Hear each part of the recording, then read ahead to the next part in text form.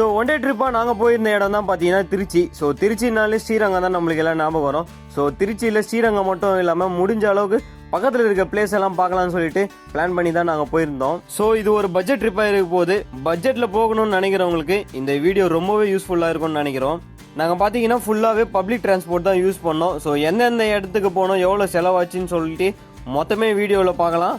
So ஆரம்பிக்கலாமா மக்களே? பார்த்தீங்கன்னா 5 பேருக்கு ட்ரெயினுக்கு 825 ருபீஸ் ஆச்சு, ரூமுக்கு 2500 ருபீஸ் ஆச்சு. அங்கே லோக்கல் பஸ்லாம் சுற்ற பர் பர்சனுக்கு 50 ருபீஸ் ஆச்சு. 5 பேருக்கு 250லேருந்து 300ன்னு வச்சுக்கோங்க. அது சாப்பிட்டது ஃபுல்லாகவே பார்த்தீங்கன்னா வெஜ்ஜு தான். ஸோ மார்னிங் ஒரு 500, ஆஃப்டர்நூன் ஒரு 500, நைட்டு ஒரு 300 ஆச்சு. ஸோ சாப்பாட்டுக்கு மட்டும் ஒரு 1500க்குள்ளே தான் ஆச்சு. அண்ட் ரிட்டன் பஸ்ஸுக்கு ஒரு 1500 ஆச்சு. டோட்டலாக மேக்ஸிமம் ஒரு 6500க்குள்ளவே முடிஞ்சிடுச்சு.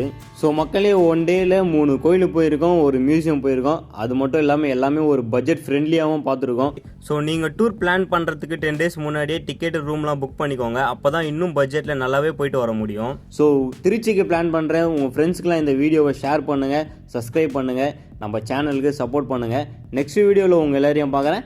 டாடா பாய்.